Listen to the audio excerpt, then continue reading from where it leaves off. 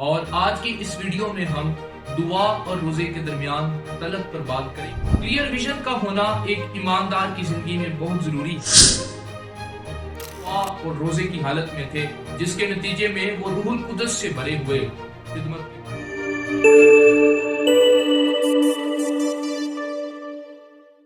یسوع کے عظیم اور جلالی نام میں آپ سب کی سلامتی ہو۔ میں رضا ارشاد ایک بار پھر خداوند کے کلام کی خدمت کو لیے آپ سب کے سامنے حاضر ہوں۔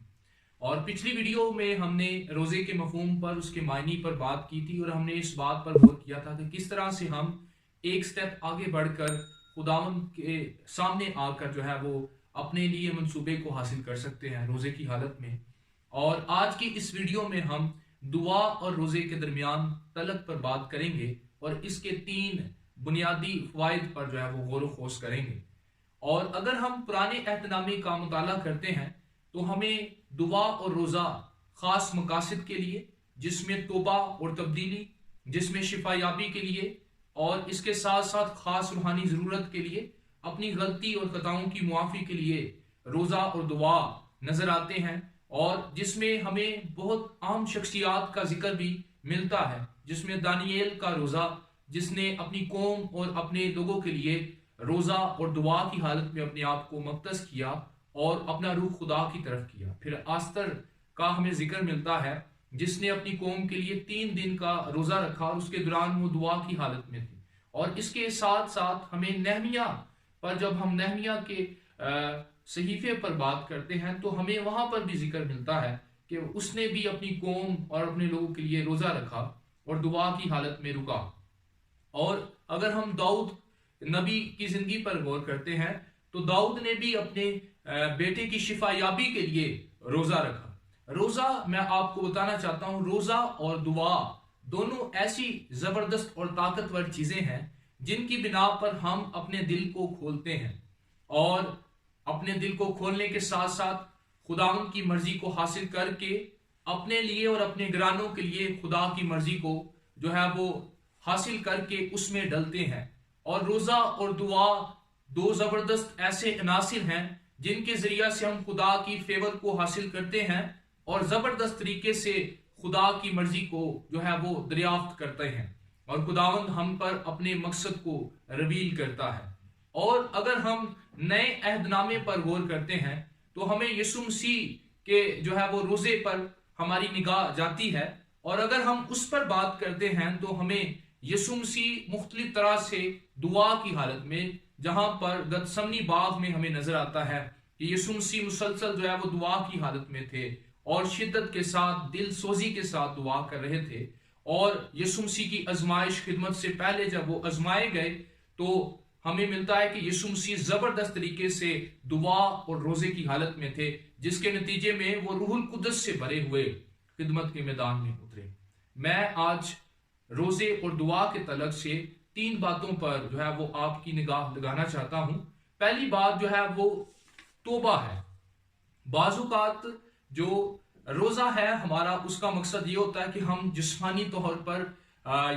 اپنے آپ کو دکھ دے کر یا تکلیف دے کر دعا اور روزے کی حالت میں اپنے آپ کو دکھ یا تکلیف دیں، لیکن میں آپ کو یہ بات بتانا چاہتا ہوں کہ یہ ایک مذہبی نظریہ ہے۔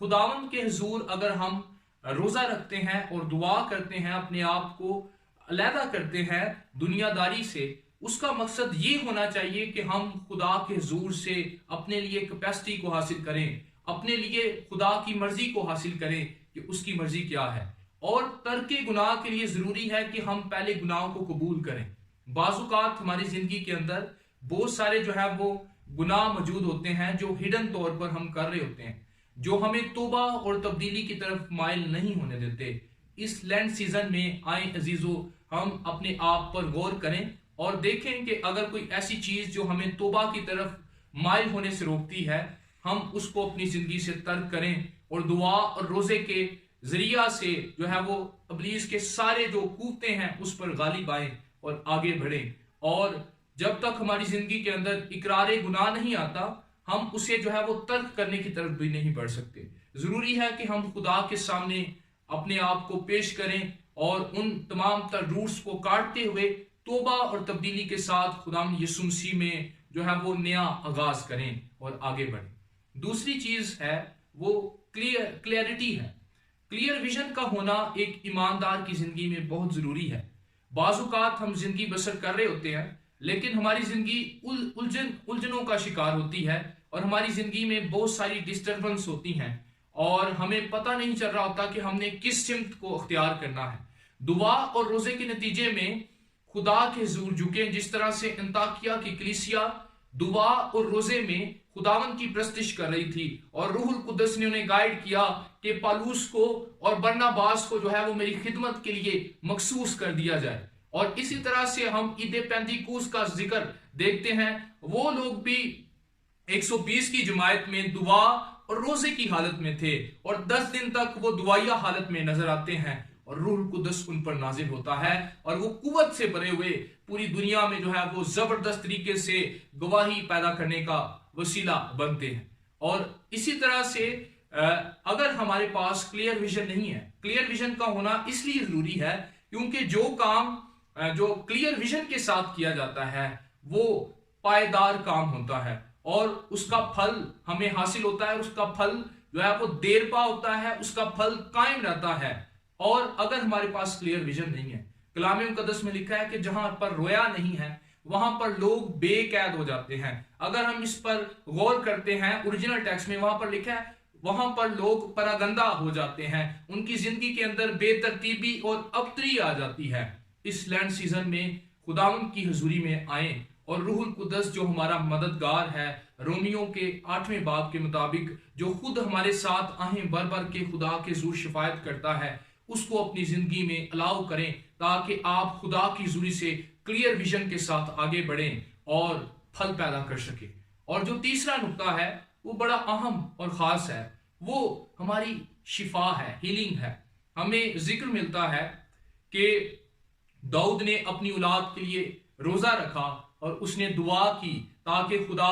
उसके बेटे पर रहम करे, उसे शिफायाब करे, उसे हील करे। बाज़ औक़ात हम जो है वो सिर्फ जिस्मानी शिफा के मुतलाशी होते हैं लेकिन हमें जो है वो इससे बढ़कर रूहानी शिफा की जरूरत होती है। रूहानी शिफा से मेरा कहने का मकसद ये है कि हम जहनी तौर पर, हम जज्बाती तौर पर और हम अपने माजी के गुजरे हुए वक्त के जो है वो कई ऐसे हादसात के साथ, कई ऐसी बातों के साथ जुड़े होते हैं जो हमें आगे बढ़ने से रोकती हैं, जो हमें ज़हनी तौर पर आजाद होने से रोकती हैं। और खुदावंद यीशु मसीह ने हमें जो है वो आजाद किया है। वो नहीं चाहता कि हम अपने पास्ट की किसी भी बॉन्डिज में जिंदगी बसर करें, वो नहीं चाहता कि हम अपने पास्ट में रहकर जो है वो अपने फ्यूचर को बर्बाद करें, वो नहीं चाहता कि हम अपने पास्ट में रहकर तरक्की ना करें, बल्कि वो चाहता है कि हम यीशु मसीह में अपने मौजूदा पर गौर करते हुए अपने मुस्तकबिल को देखें कि हमारा यीशु मसीह हमें लेने के लिए जल्द आ रहा है।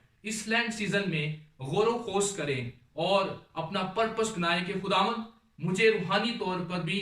अगर आप कमजोर हैं और किसी बीमारी का शिकार हैं, खुदावंद की हुजूरी में झुकें और खुदावंद आपको जिस्मानी तौर पर भी शिफायाब करेगा और इसके साथ साथ आपको ज़हनी तौर पर भी उन चीज़ों से आज़ाद करेगा ताकि आप प्रॉपरली जो है वो उसके मकसद को हासिल कर सकें। अगर हम कुलसियों के नाम पौलुस रसूल का खत उसके 3 बाब पर गौर करते हैं तो वहां पर लिखा हुआ है उसकी 10वीं आयत में, और नई इंसानियत को पहन लिया है जो मार्फत हासिल करने के लिए अपने खालिक की सूरत पर नहीं बनती जाती है।